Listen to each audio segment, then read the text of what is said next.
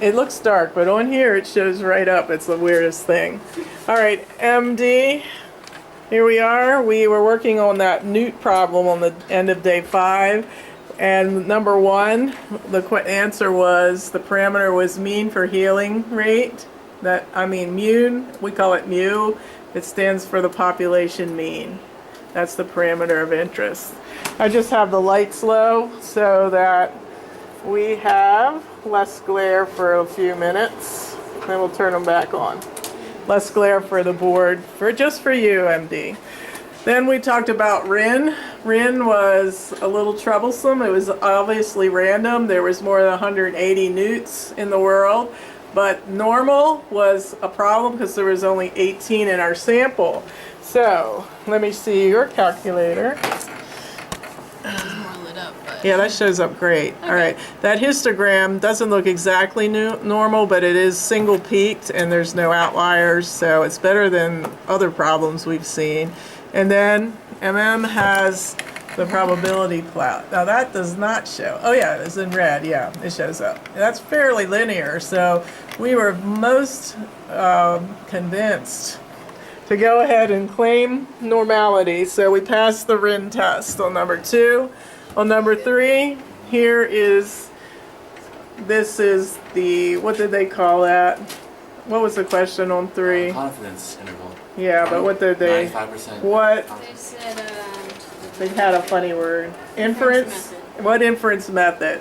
And the inference method is the one sample t interval for mu of the population, but that's how you take it. So we wrote that and we went ahead and took it. And we did all the work, and we found all those numbers either in charts or in one variable statistics, and we got that interval. And we set it like this. We are 95% confident that true mean healing rate for newts is in this interval. Alright, so now we're going to turn the lights back on.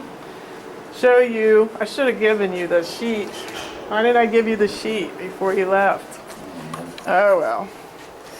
Alright, so the sheet for day 5 I will show you.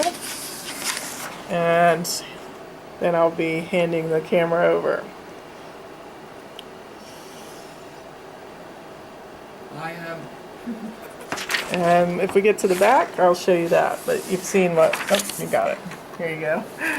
I right. am. Keep it on, keep it on. Okay, never mind. Alright.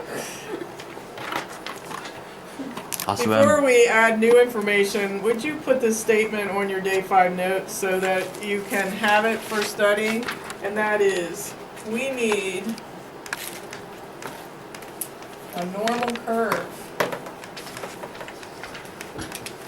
We need a normal curve to use a t-distribution. I've said it, and you know it because we check RIN every time, but I want to emphasize it one last time. So that's what T star is, the T distribution. So we need a normal curve to use T and to form an interval. In other words, RIN. We have to have normal. So that's important. We have to have everything, but normal is important, and that's why we take so much time establishing it. There's a little blank there. You can move it down. That blank is a number, is a word I'm going to just I thought so. It's okay. that blank, you can put it anywhere. You don't have to erase it. It's okay. I wanted to make it look good. Didn't we say that when we use a t-distribution, it's not possible for it to be normal? Oh, now that's what I'm trying to clarify. Thank you, Brian. It still comes from a normal distribution. So when we are doing a t-interval, that means we don't know. What is it that we don't know, Brian? When we're using t, we don't know what. Standard deviation. Yeah, the standard deviation of the whole population is unknown. So we have to use S sub x. That is when we get down here, that's where it's t distribution. But the actual curve, the actual population we're talking about is normal. Now we get down here, we're using S sub x. That's not normal, so we have to go with the t-chart. But that's not saying that the whole population is a t-distribution. It is not. It's normal. So the whole population, that's what I make clear at this point. So we need a normal curve to use a t-distribution. To use a t-distribution, we use a t-chart, but it's not coming from a t-shaped normal. Am I on Yeah. camera? Okay. Well, As long as my voice is, I don't Yeah. care about me. So we need a normal curve from the whole population. so like the sample might be, the population sample might be normal, but when we use a sampling standard deviation, we can't tell. Right. So we have to use t-distribution. Right, Alright, well, it works. exactly. Alright. All right. So now there's a blank. So somewhere on your notes, put that. We need a normal curve to use the t-distribution. So this is for the entire population. If it's not normal, or we can't assume it's normal, we can't go any further. Emily's eating a Chinese cookie without you. Just like you should know that. Where'd you get that from? Abby gave it to me for missing. Okay, yeah, it looks like a missing thing. Yeah. We have this in the teacher room all the time. All right, so this is an important blank that we're going to fill in. It's a new word, and I think you read about it last night. But I'm going to go ahead and give you the definition, and then we'll fill in the word. So we'll have a expectation. We'll have a tension building as I give you the definition. Right. That's probably you need to do one of those expectations versus reality YouTube videos. Yeah. We're gonna that's make true. your YouTube channel like Inspirational statistics. All right, here's the definition. An inference procedure. is this Which- a long word? I'm But, planning out my blank. yeah, a little long. Okay. An inference procedure. And remember we talked about what is the inference procedure. Like over here, the inference procedure was a t, one sample t interval. So it's one of those. An inference procedure that remains accurate when a condition, that's RIN, I'll write RIN next to it, when a condition for using it is violated. I mean, there are times when we're pretty shaky on whether we're passing RIN or not.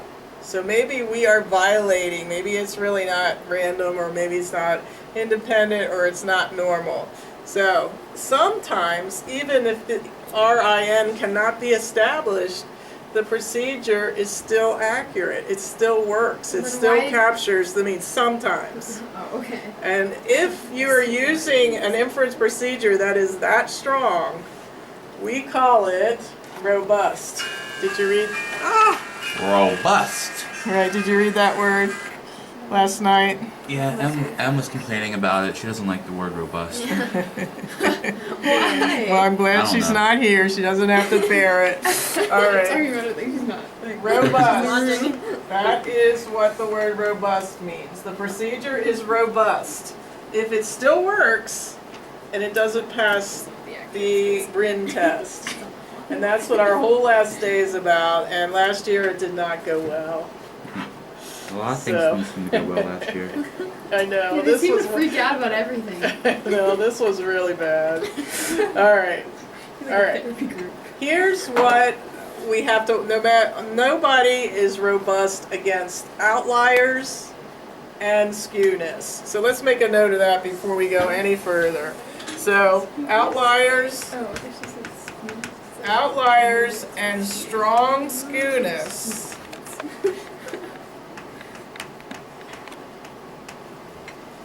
Outliers and strong skewness cause big problems. That's how I'll say it. It cause problems to robust. Yes. Okay. Again, I No feel like- matter how big your sample is, if you have strong large outliers and strong skewness, then you have problems. I feel like this is kind of tapping into that life advice of Miss Powell. You should write a book. Rough procedures are affected by outlier and I know, it's like, skewness. it's not a They very, cause you big problems. it's like, Get them out of your life. X bar and SX. Do you recall from your previous stat training, are they resistant? Oh, I hated No. it. I could never remember. No, they're not. They're not resistant. How did you pull that out of your brain? What went through your thought process? Because if you're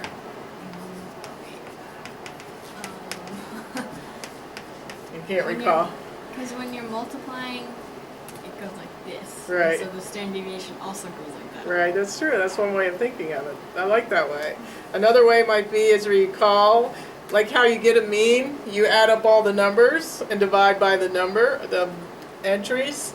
But if you have one that's way out there, like how about everybody's salary in the school and teachers? Let's say there's one person that has an outside night job and makes $1 million. If we do if we add all our salaries plus that $1 million and divide, this is gonna be way off. It's not gonna represent anything. So an outlier really affects the mean. Does it affect the standard deviation? It does. So we have X bar and the standard deviation in our interval. So it is always affected by these two things, outliers and strong skewness. All right, this is where it gets a little hairy. And hopefully the bell will, I'll be saved by the bell.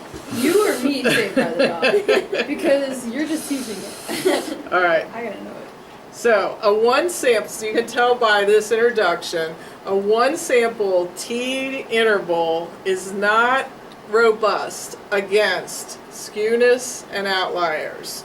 So here is the rule of thumb. I actually typed it out here for you. I copied it for you. So let's read it and try not to weep. All right, so they divided, it used to be greater than 30 when n was greater than 30 and less than 30. But now we're going to add 15. So if the n is between, well, it's not going to have 0. You won't have a sample at all. If n is between 0 and 15, we're going to do one thing. If n is between 15 and 30, we're going to do another thing. And then if it's above 30? And then, of course, when n's above 30, we're used to that. Okay. All right.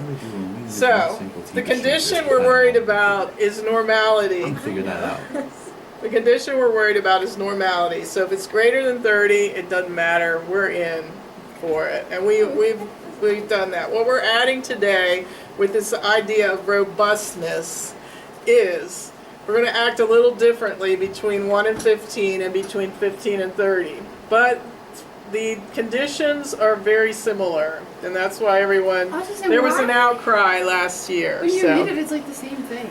All right, so let's take the camera. Can you shine it on those number 1, 2, and 3? Because we're actually going to read them. There's 3 of us. And we'll read it tomorrow. Saved by the bell. There you go, Em. You're about to read All that. right, Yeah, tomorrow. all right. And here's my notes in case you want. For homework, you can tell, is it still recording? Yeah. We're just going to do the first 2. I think we've read the whole chapter. If you have failed to do that, read the rest of the chapter. We're doing 65 and 67. That's all. All right, bye, Em. See ya. And All right. come to my house, pick up your homework.